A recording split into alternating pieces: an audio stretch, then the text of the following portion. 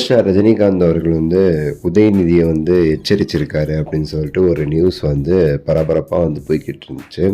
ஒரு சில சேனல்ஸ் போட்டிருந்தாங்க. இதெல்லாம் நம்ம பார்த்தோம். அது என்ன அப்படின்னு சொல்லிட்டு நம்ம தெளிவாக கேட்கும்போது தான் நமக்கு சில விஷயங்கள் புரிஞ்சிச்சு என்னங்கிறத நம்ம பார்க்க போகிறோம். உங்கள் எல்லாருக்குமே தெரியும், தமிழக வெற்றி கழகம் டிவிகே விஜய் அவர்கள் ரொம்ப நாளாக அமைதியாக வீட்டுக்குள்ளேயே இருந்துகிட்ருக்காப்புல. ஸோ அவர் செஞ்சது என்ன ஆச்சு எல்லாமே உங்களுக்கு தெரியும். மெயினாக அந்த கரூர் சம்பவம் 31 பேர் இறந்தது. ஆக்சுவலாக அதெல்லாம் ஒரு பெரிய விஷயமா வெடிச்சிருக்கு அப்படின்னு தான் சொல்லணும். 41 பேர்னு நினைக்கிறேன்.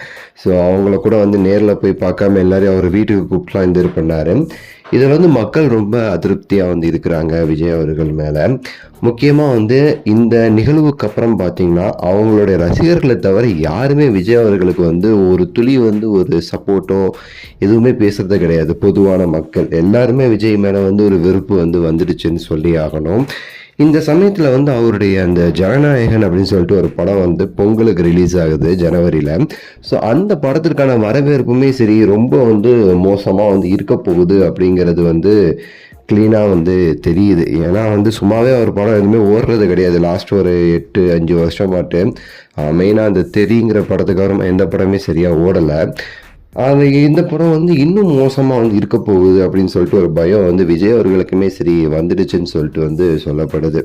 இந்த பயத்தை எப்படியாவது இந்த கரூர் விஷயத்துக்காக மக்கள் இந்த படத்தை ஒமிட் பண்ணிடக்கூடாது, நம்மளை வெறுத்துடக்கூடாது அப்படிங்கிறதுக்காகவே இந்த விஷயத்தில் எப்படியாவது இதுலேயுமே சரி ஒரு பாலிடிக்ஸ் பண்ணி இவங்கெல்லாம் சேர்ந்து என் படத்தை ஓட விடாமாக்குறாங்க அப்படி இப்படின்னு சொல்லி இந்த படத்திற்கு ஒரு பூஸ்ட் கிளப்பி ஒரு அரசியல் கொண்டுரும் அப்படிங்கிற ஒரு நினைப்பில் விஜய் அவர்கள் இருக்கிறாருங்கிற மாதிரி சில தகவல்கள் வெளியாகுது.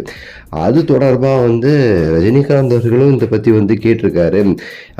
ரஜினிகாந்த் அவர்கள் ரொம்ப சரி வருத்தப்பட்டு பேசியிருக்காரு. இந்த மாதிரிலாம் அவருடைய படத்தை யாரும் எதுவும் செய்யக்கூடாது, படத்தை இதை சம்மந்தப்படுத்தக்கூடாது, பாலிடிக்ஸ் வேற படம் வேறன்னு சொல்லிட்டு ரஜினிகாந்த் அவர்களுமே இதை பற்றி பேசியிருக்கிறாருன்னு சொல்லிட்டு ஒரு செய்தி உருவாகிட்டு இருக்கு.